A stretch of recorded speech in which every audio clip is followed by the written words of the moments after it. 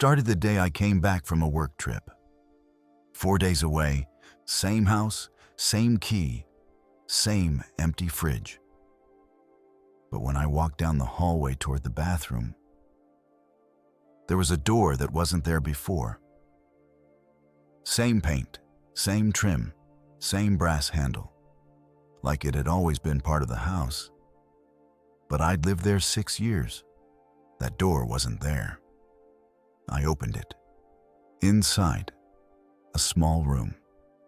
Square, plain, no windows, no furniture. Just one thing, a light bulb dangling from the ceiling, flickering slowly. I turned it off. The next day, it was on again. At first, I thought it was a prank, or a renovation I forgot. Sleep deprivation, maybe?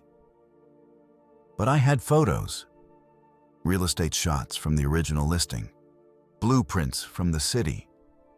That room didn't exist. So I called a contractor. He came out, walked through the place. When I showed him the room, he paled, took a step back. "This wasn't in the walkthrough," he said.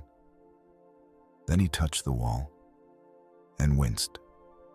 "Feels wrong." That night, I dreamed about the room. Only in the dream, it was bigger and filled with doors, each one breathing, opening slowly. No handles, just mouths. When I woke up, I was standing in the hallway. The light under the door was on, but I had turned it off. I locked it, duct taped the seams, blocked it with a bookcase. But 2 nights later, the tape was gone, the bookcase pushed aside. And inside the room, a chair, old, worn, facing the opposite wall, where someone had scratched 3 words, "Do not sit." I called my brother, told him everything. He came over with a duffel bag and 2 flashlights. We entered the room together, measured every inch. It was 11 feet by 11 feet. But outside, the hallway was only 6 feet long. We both stood in silence. My brother whispered, "It's folding." I asked, "What?" He said, "Like origami. The spaces folded in on itself." That night, the dream returned. Only now I wasn't alone. There was something else in the room. Not human, not shaped, not still. It whispered without sound. I woke to find the chair was gone. And in its place, a mirror. Facing the door, I stared into it. It showed my hallway, but I wasn't there. Just the empty corridor, until something stepped into view. Something that looked like me, but didn't blink, didn't breathe, and behind it, deeper in the mirror, a second door opened, and a voice, not mine, said, "He's watching now." I covered the mirror, blanket, tape, paint, didn't matter. Every morning, the blanket was folded neatly at the foot of the chair. The paint? Peeled off, only the mirror left untouched. And each day the reflection got weirder. It still showed my hallway, yes. But the walls? Worn. Paint peeled in strips, lights flickering even when mine weren't. And sometimes, in the distance, a door that kept getting closer. I stopped sleeping, started recording audio in the room. Night 1, static. Night 2, breathing. Night 3, my own voice, saying things I hadn't said, over and over. "He's in the walls now. Don't look, don't look, don't look." The clip cut off. I sent the audio to a sound engineer I knew. He messaged back, "Did you record this in a studio?" I said no. He said, "It has layers of reversed voices, Latin, some kind of encryption." He ran a spectrogram, and there was an image, the floor plan of my house, with one difference: a staircase under the mystery room. I checked.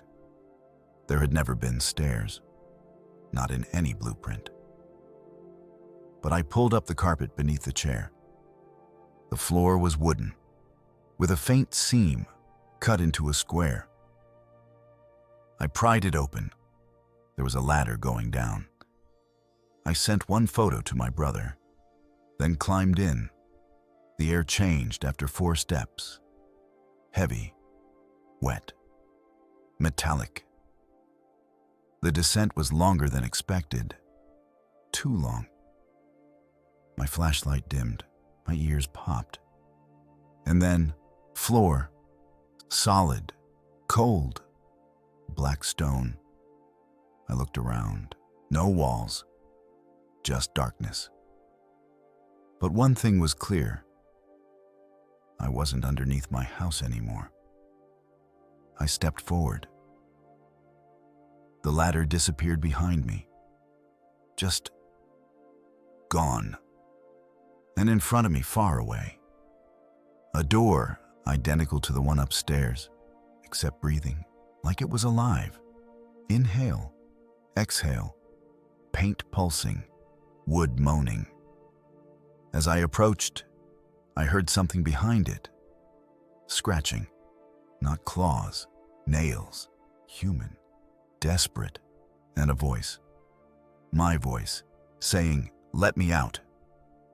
I ran, but there was nowhere to run to, only blackness. The door opened. I didn't touch it. It wanted to open. The air changed, thinner, like altitude sickness. The black stone beneath my feet pulsed once, like a heartbeat. Inside the door, a copy of my house. Empty, quiet. Frozen in the moment I found the room. Only wrong. Shadows where there shouldn't be. Chairs angled away from light. Photos on the walls of people I didn't know, but who looked like me. Dozens of them, all mid-blink. I heard footsteps. Turned. The mirror was there now. Standing in the middle of the room. In the reflection, me. But not me. He blinked slower. Moved slower. Watched with perfect stillness. I waved. He didn't. I turned to run. He opened his mouth and said, "I'm real now." I woke up on my living room floor, covered in dust. My phone was dead. My clock frozen at 3:33. And the room? Still there. But now the mirror had a new message written across it. One leaves, one stays. I looked at my hands. Different. A scar I didn't have. My fingerprint lock didn't work. My voice sounded wrong. Softer, slower. And when I looked out the window, the street was mirrored. Left was right. Trees were on the wrong side. And inside my fridge, a photo of me, standing at the bottom of a ladder, smiling. Now, every day I walk past the door, it's still there, still closed. But I know what's inside. Because I was the one who walked in. And something else walked out.